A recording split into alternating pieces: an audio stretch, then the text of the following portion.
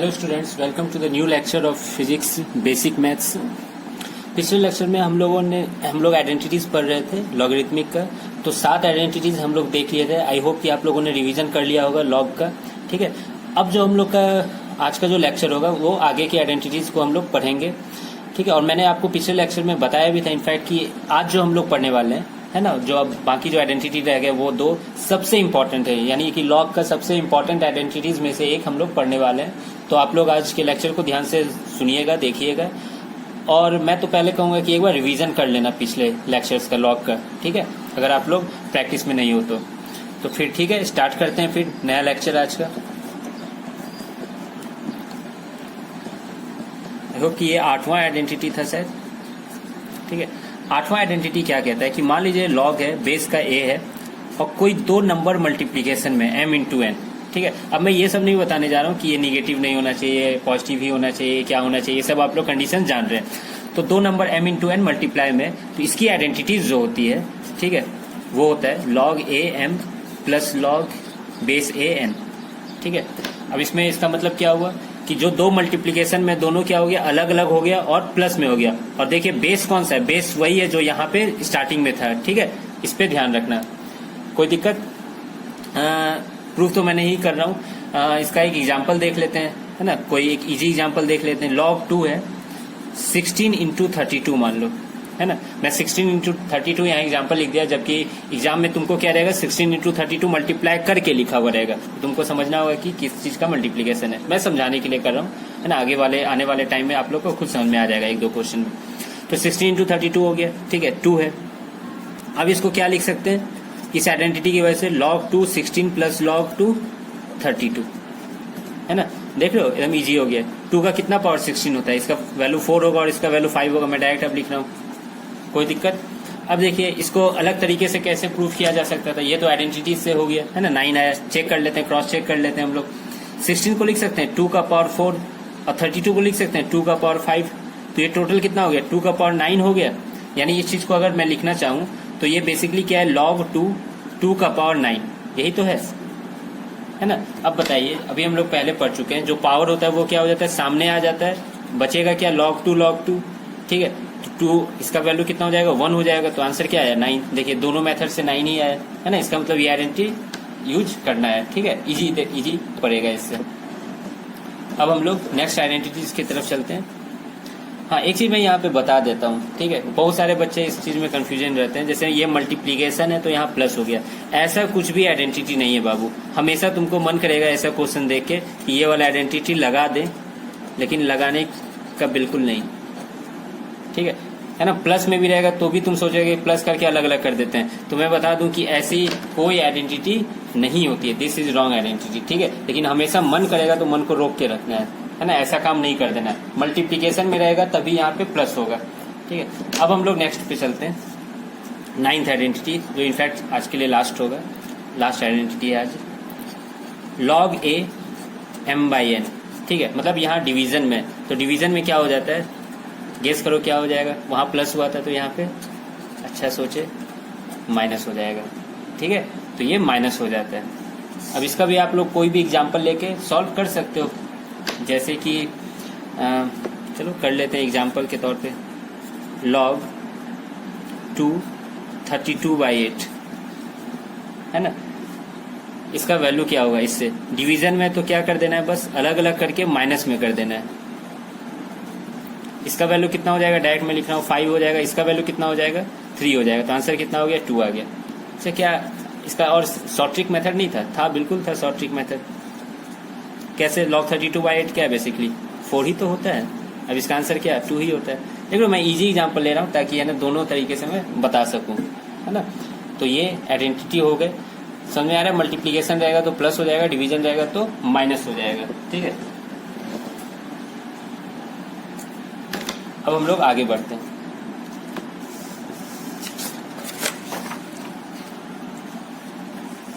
आगे एक नई चीज है ना, एक नया टर्म मैं इंट्रोड्यूस कर रहा हूँ, स्मॉल ई।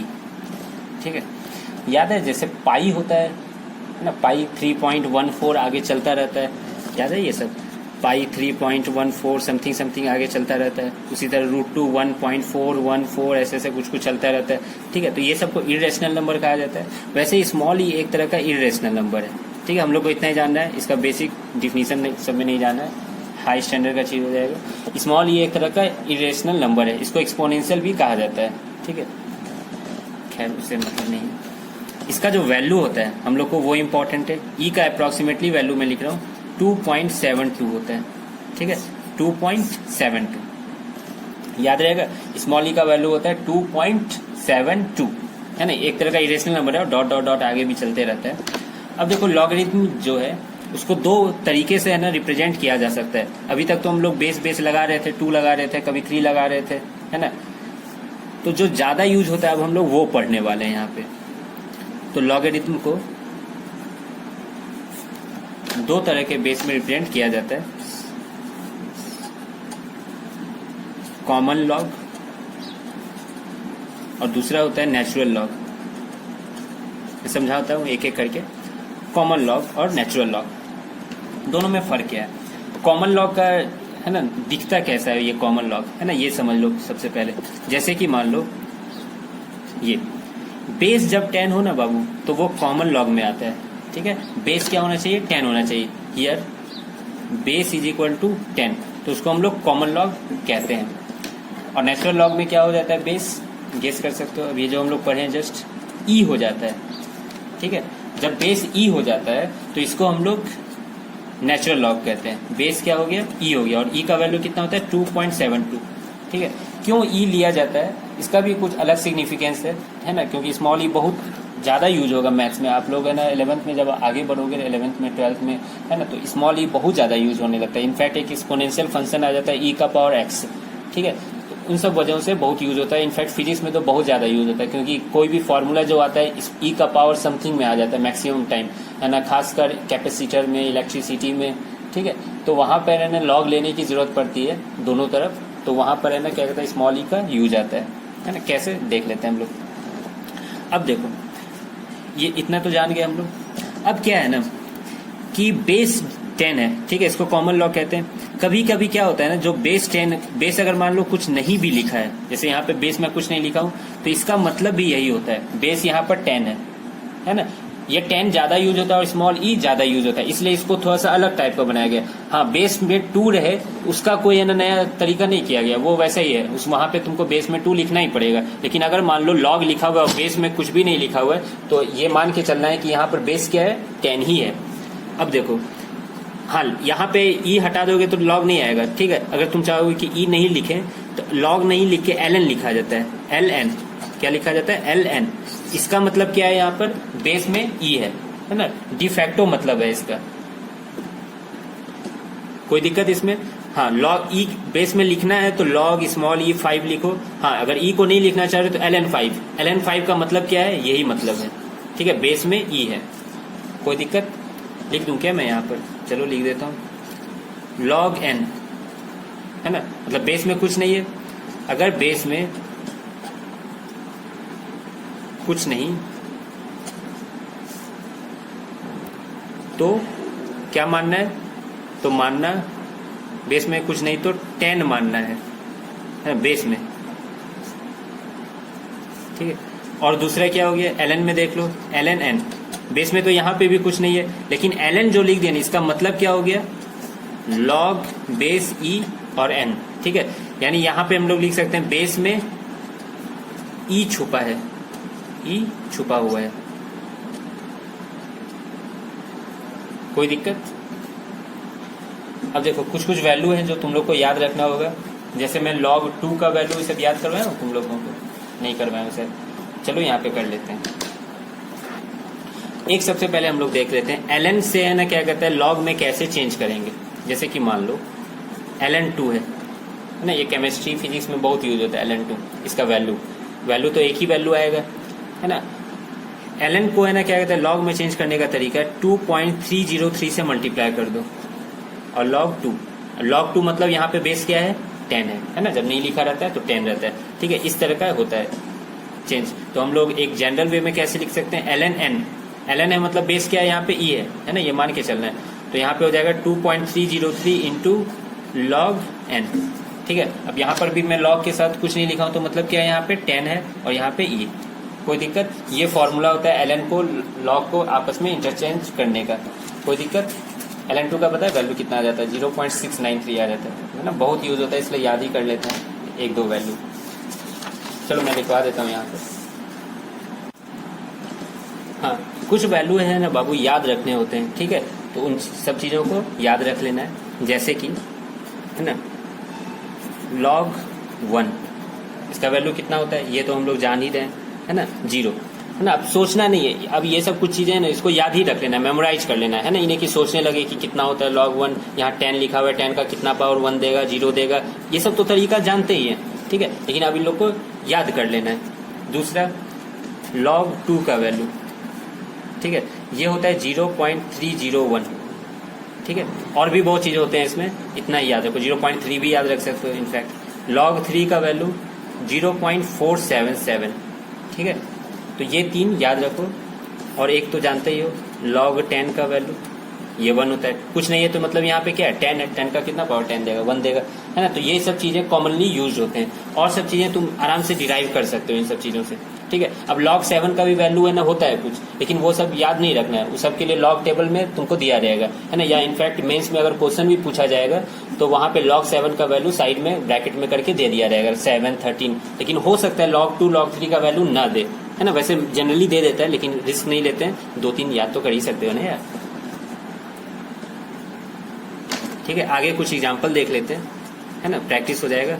log 4 का वैल्यू कैसे निकालोगे, है ना, log 4 का वैल्यू चाहिए, ठीक है, तो सिंपल है, यहाँ पे 4 को लिख सकते हैं 2 का पावर 2, ठीक है। अच्छा, यहाँ ये नहीं सोचे log 4 का वैल्यू 2 हो जाएगा, अरे वो बाबू जब बेस 2 रहता है ना तब 2 होता है आंसर, यहाँ बेस क्या है अभी 10 है, कुछ नहीं तो मतलब 10 है, ठीक है, तो ये 2 का पावर 2 लिख सकते हैं, बेस यहाँ कुछ नहीं है तो मतलब 10 है, ये सब समझ रहे हो ना, तो 2 सामने आ गया और log 2, अब बता सकते हो log 2 का वैल्यू कितना होता है, ऊपर देख सकते हो 0.301, तो इससे कितना आ गया 0.602, समझ में आ रहा है। दूसरा एग्जांपल देख लेते हैं, log 5, है ना, इसको कैसे लिखें कि किसी तरह आइडेंटिटी यूज करके हम लोग इसका वैल्यू निकाल सकें, है ना। 5 को कैसे लिख सकते हो, 10/2 लिख सकते हो, है ना, डिवीजन के फॉर्म में, एक दो समझ लो, है ना, बाद में पता चलेगा कि इतना फास्ट कैसे कर पाएंगे, है ना, मैं एक दो क्वेश्चन भी दे दूंगा। अब देखो डिवीजन में क्या हो जाता है, याद है, सब्ट्रैक्शन हो जाता है, आज ही पढ़े हैं अभी, log 10 माइनस log 2 लिख सकते हैं इसको। log 10 का वैल्यू कितना होता है 1, है ना, कुछ नहीं है मतलब 10 है, यहाँ पे भी बेस 10 है, और log 2 का वैल्यू 0.301, तो ये कितना 0.7 के आसपास आ जाएगा, 0.699, ठीक है।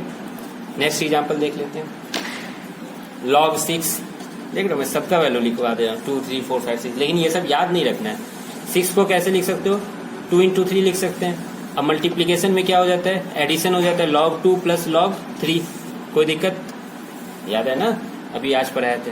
log 2 का वैल्यू 0.3, है ना, 0.3 रहना, 0.301 होता है, इसका 0.477, ठीक है, तो ये कितना हो गया अप्रोक्सीमेटली 0.777, समझ में आ गया कैसे करना है। एक अच्छा दूं, इसको सोच के करो तो log 24 का वैल्यू,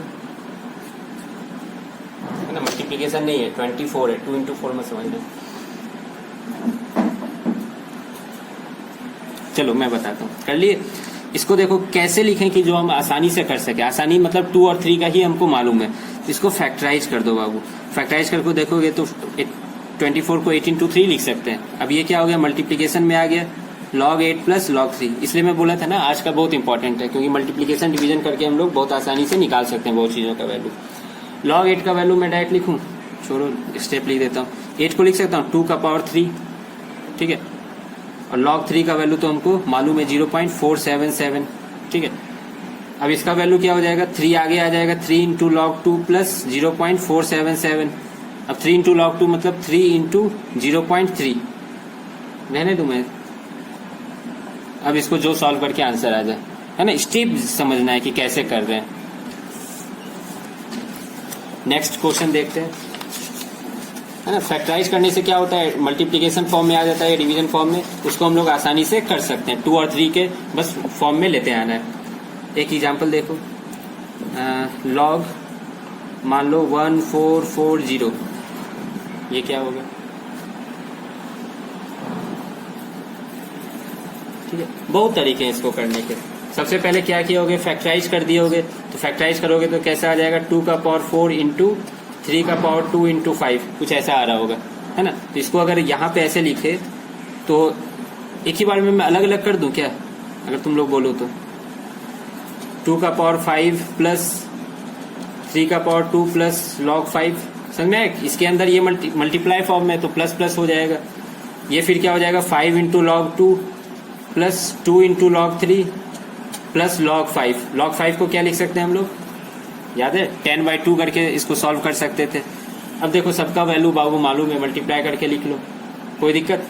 देखो एक और तरीका था, और करके मैं बताता हूँ, है ना, ये इजी आ गया, ध्यान नहीं दिया था।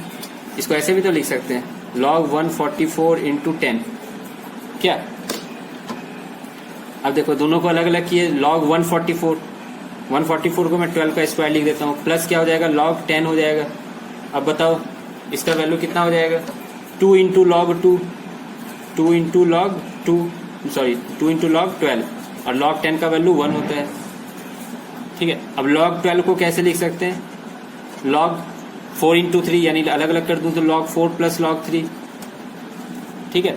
अब log 4 का भी हम पहले बताएं कैसे करना है, 2 का स्क्वायर करके, है ना। तो आप वैल्यू निकाल सकते हो, लगभग शायद इसका वैल्यू आ जाता है 3.14, ठीक है। पूरा जब किसी का भी सॉल्व करो 3.14 के आसपास आएगा, ठीक है, लगभग वैल्यू।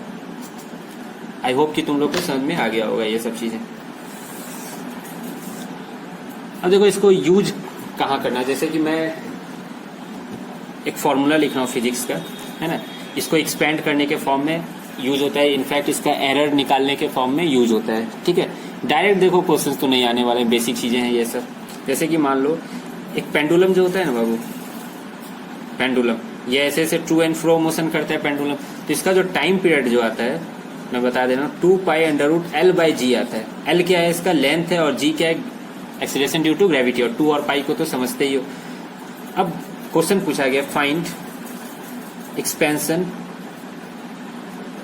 ऑफ log t, है ना, log t का एक्सपेंशन लिखो, कर सकते हो आराम से। दोनों तरफ बस क्या लगाना है, log लगाना है ना। अब देखो ये दोनों मल्टीप्लाई में है तो log लगाने पे क्या आ जाएगा, प्लस में आ जाएगा। मैं एक स्टेप आगे बढ़ के लिख दे रहा हूँ, log 2 is equal to log 2π plus लिख सकते हैं log √L/g, कोई दिक्कत।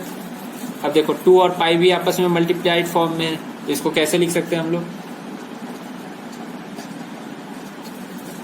log 2 plus log pi plus, है ना, समझ में, 2π मल्टीप्लाई में तो 2 प्लस पाई हो गया, log 2 plus log pi plus. अब ये देखो L/g का पावर क्या है 1/2, और जब भी पावर रहता है वो क्या आ जाता है, बाहर आ जाता है, 1/2 log L minus log g, कोई दिक्कत, आई होप कोई दिक्कत नहीं होगा, ठीक है।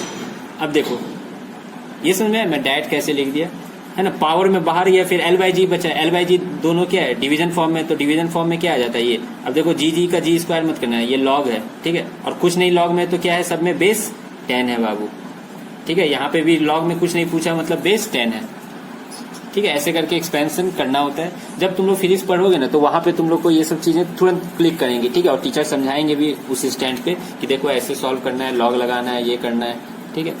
तो बेसिक log का पूरा खत्म हो चुका है, ठीक है।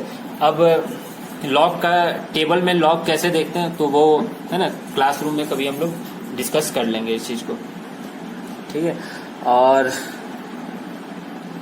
काफी है ये, ठीक है, ठीक है। तो फिर log का लेक्चर, है ना, ऑलमोस्ट खत्म हो गया, और जो थोड़ी बहुत है ना चीजें रहेंगी वो, है ना, क्या कहते हैं, जब फिजिक्स में आप लोग न्यूमेरिकल सब सॉल्व करोगे, कोई क्वेश्चंस बनाओगे तो उसमें, है ना, कैसे इसको यूज होता है उसी टाइम आप लोग को समझ में आ पाएगा, ठीक है। तो अभी हम लोग बेसिक जितना चीजें याद करने की चीजें और बेसिक चीजें वो मैं बता चुका हूँ। तो आज का लॉगरिथमिक लेक्चर खत्म हो गया। नेक्स्ट लेक्चर में शायद हम लोग क्या शुरू करने वाले हैं, क्या था, ट्रिग्नोमेट्री था, है ना, आगे के सीक्वेंस में। तो नेक्स्ट लेक्चर हम लोग ट्रिग्नोमेट्री से शुरू करेंगे, है ना। ठीक है बाबू, thank you, have a nice day, thank you.